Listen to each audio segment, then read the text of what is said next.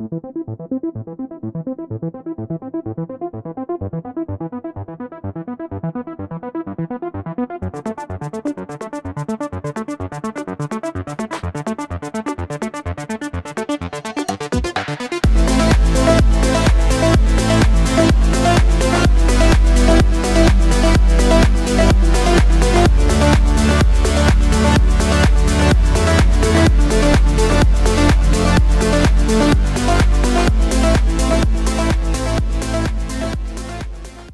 Penny Promise is a Christian kids movie produced by the Mormon film company Feature Films for Families. If you've been with this channel for a while, you may remember Feature Films as the producers of the Buttercream Gang and the Buttercream Gang 2. And happy surprise, The Penny Promise is the secret finale of the Buttercream trilogy. It even features the original butter churner used by the first Buttercream Gang. Do you guys remember the story? Yeah, over 100 years ago, a raid killed a lot of men in this town.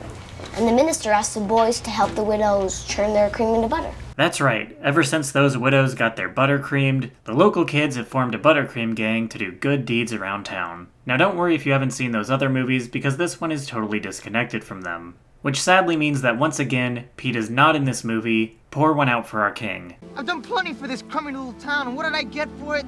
Nothing. This story opens with a man named Sherm telling his family that they finally saved enough money to travel around the world. Fiji, Fuji, London, Lyon, Tibet, you bet. Then we have a chipper title sequence, followed by Sherm suffering a stroke. Sherm? Just like you'd expect from a kids movie, Sherm now has permanent brain damage, which is of course handled very tastefully. But forget about him and his family for now, they're just a plot device for later. It's time to meet our real protagonist, Will Duncan. Will is a former buttercreamer, current science teacher, and boyfriend to Annie Farnsworthy, daughter of the wealthy Farnsworthy family. Will lives by two core principles. He never tells a lie, and he never breaks a promise. This is how we get to the Penny Promise itself.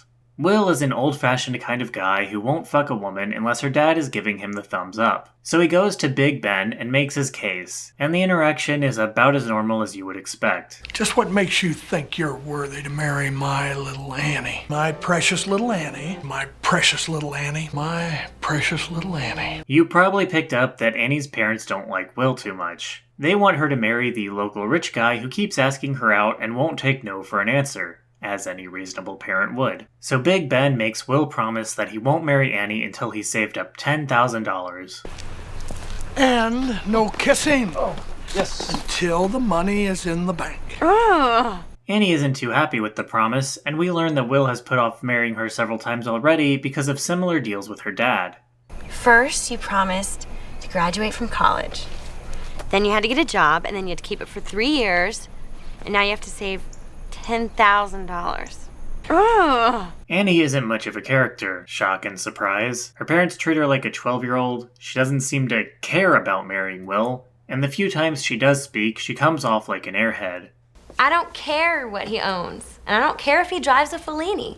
But for this story, that's all she needs to be. The hot, submissive prize you get for doing the right thing. A good LDS movie needs an Annie to help Mormon boys stay chaste as they grow into sexually repressed teenagers. She's a reminder that as long as you wait for marriage and stay true to the church, you'll be warped back to the 50s where women live to serve and pop out your disgusting children. One by one the little darlings come. Susie, Timmy, Johnny are great fun. Suddenly our little house feels like home.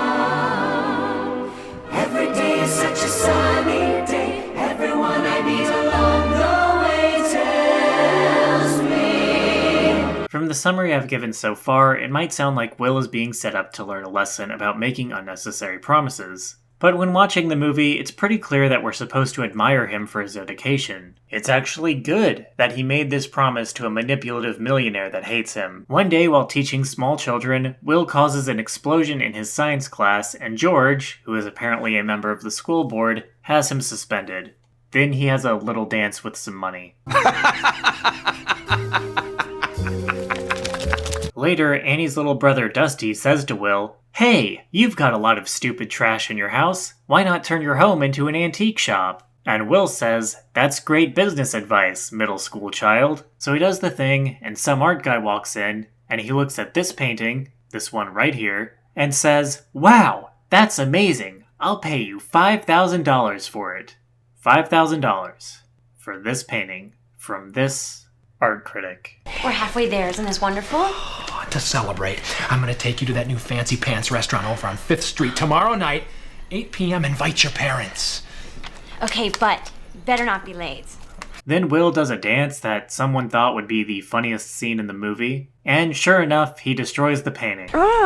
Then he gets his tie caught in the garbage disposal, which results in him nearly drowning to death, so he tries to grab a knife to free himself, only to launch it into the air right above his head. I am not making this up, this is exactly how it's presented to us. We briefly think that it will impale him through the skull right before it lands safely in a tomato.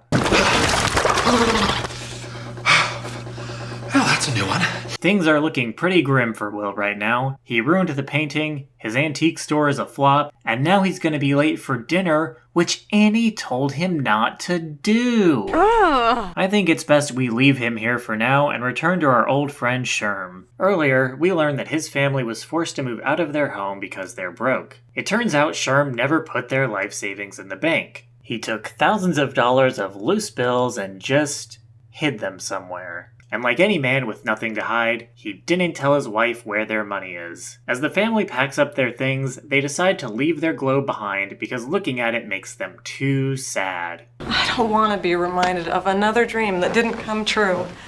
If only your dad could tell us where he put our money.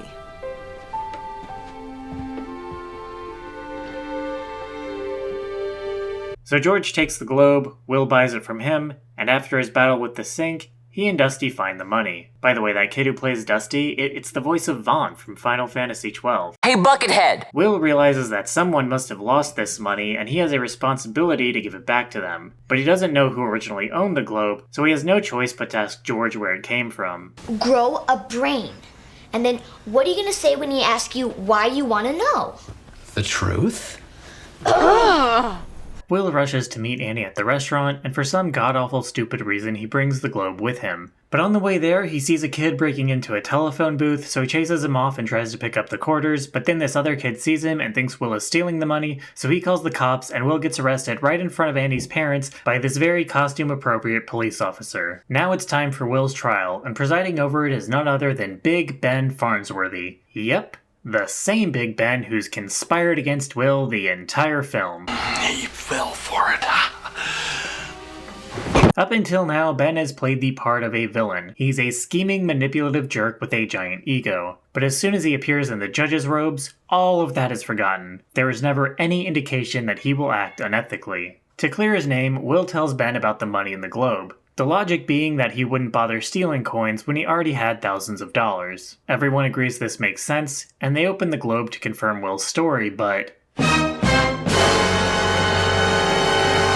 it appears as though Will has told a lie. So the prosecutor adds stealing the globe money to his charges, which doesn't make any sense because they can't prove the money existed in the first place, but, you know, fuck it. So now everyone thinks Will is a liar. Even Annie. Yep, the woman he refuses to marry because he won't break a promise thinks he's lying. Don't take it too hard. Everybody lies sometime every day, even presidents. That night, Dusty comes over and tells Will that he knows he was framed, but he makes Will promise not to tell anyone about it. Now you're probably wondering why. In the beginning of the movie, Dusty wanted a jacket so he could hang out with the cool kids led by the local bully, but he doesn't have enough money, so he goes to the store and stuffs it in his backpack, but he immediately feels guilty about it and puts it back. Unfortunately, the bully kid works at the store, and when he saw Dusty take the jacket, he ran to the security room, stopped the tape right as Dusty put it in his bag, and kept it as proof that he stole it. Then he gives the jacket to Dusty as a gift to gain his trust, and tells him that he needs his help to catch a thief who's been stealing from phone booths, but in actuality, it's all just a trap to frame Will, because it turns out the bully kid's dad is George, who thinks that putting Will in jail will make Annie love him. So when Dusty figures out what happened, he says he'll tell the truth, but the bully kid blackmails him with the videotape, and now Dusty is afraid to do anything because he thinks he'll go to jail. And of course, this whole thing is ridiculous because as anyone who has worked in retail knows, you can't be arrested for stealing unless you actually walk off the property with the item, but that still doesn't stop this prosecutor from presenting the tape as evidence without even fucking watching it. I have evidence here showing him stealing a very expensive jacket from a local store. The next day at his trial, Will can't even take the stand because he refuses to take the honesty oath because he can't break his promise to Dusty. I do, unless I've otherwise made a promise not to. He's arrested for contempt, and while he's sitting in the cell, Dusty comes in and tells him to break his promise because he doesn't want to see him go to jail. And Will still says no. Honesty may not always seem to pay off in this lifetime, but I'd rather be an honest man in jail than a dishonest man who's free. I made a promise to you, and I'm not gonna break it. Bad. That's a very bad reason to go to jail, Will. You're now telling this child who cares about you that your life is ruined and it's his fault. And it's not? He's begging Will to drop the promise. There's no reason to do this. On top of that, by refusing to speak, he's withholding information that could help Sherm's family find out where their money is. Is that a good thing? Will your integrity feed their children, Will? But of course, it all works out because Will's bravery inspires Dusty to take the stand and tell the truth. It turns out he took the money because he knew George would try to steal it, but he was too afraid to say anything because of the blackmail. Big Ben is so impressed by their courage that he finally accepts Will into his family. Hooray. Will, please accept a gift from a foolish man who didn't understand that an honest heart is more important than any amount of money. Smug. That's what this movie is. Smug in that particular Mormon way that tries to trick you into thinking it's humble. Last Saturday we put up a fence. We did it to help. Just for fun. I work for money, period. It's how you establish your greed. For Will, the appearance of being good is the top priority. His actual actions are devoid of compassion. They never take other people into account. It's all about proving something. This isn't an unusual attitude for LDS families. Children who stray from the church often find themselves unwelcome in their parents' homes, even as those same parents claim to value family above all else. If my daughter leaves the church, has an abortion, or marries a woman, I will make several things clear to her. I absolutely love her. I absolutely oppose her decisions. I absolutely will not tolerate it in my house. I absolutely love her.